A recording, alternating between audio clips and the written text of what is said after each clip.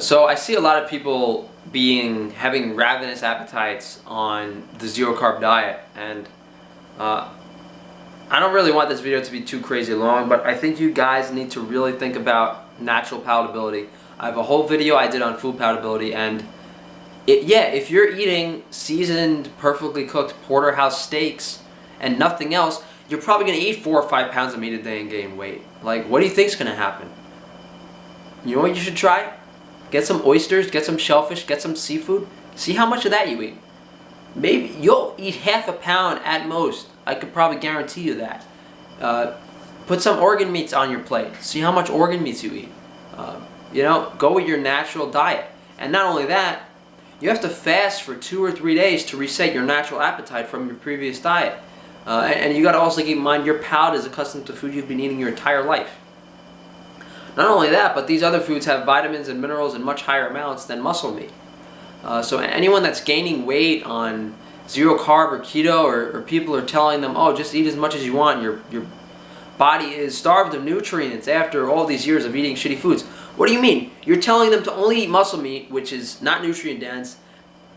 Like, doesn't make any sense to me. So if you're gaining too much weight on a carnivorous diet and you're really hungry, if you're not mistaking hunger for thirst, the only thing I would say is that you need to incorporate more nutrient-dense foods, or you need to put more electrolytes in your water. Those are the only 2 things I can think of. I mean, incorporating vitamin D3 in your diet is just important, and it's something everything should be doing. And I don't know if a vitamin D3 deficiency could cause certain food cravings or certain feelings of hunger, but it's a possibility.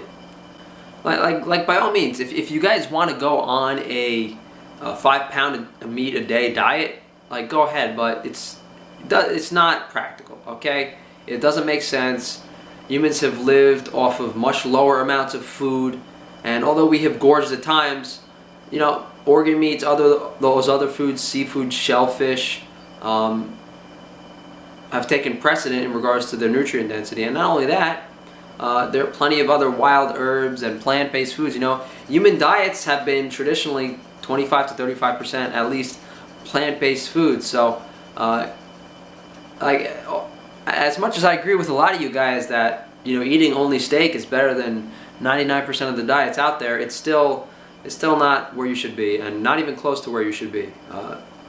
It's like you literally don't have the vitamins in steak to achieve optimal health.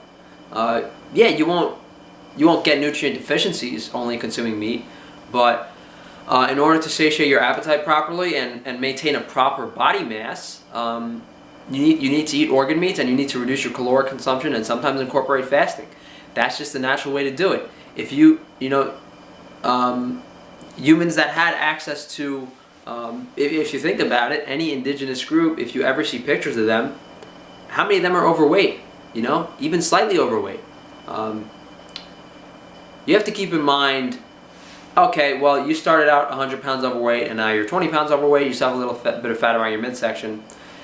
Yeah, you could eat how you're eating now, but be leaner, but to get to that point, you have to sacrifice a little bit. You have to make up for all those years of poor dieting and misleading your appetite. You have to reset, you have to fast, you have to reduce your caloric intake, you have to get to that 9, 10, 11, 12% body fat, and then dictate your natural appetite and see how much you could eat. It's a matter of, you know, a lot of people on this diet like the ease of it and like how much they can eat, but it really depends on what your goals are. And if your goal is like myself, and you just want to be optimally healthy and have a lot of self-discipline and don't really care about enjoying food, then there's definitely a better way to approach things than eating a couple of pounds of muscle meat a day.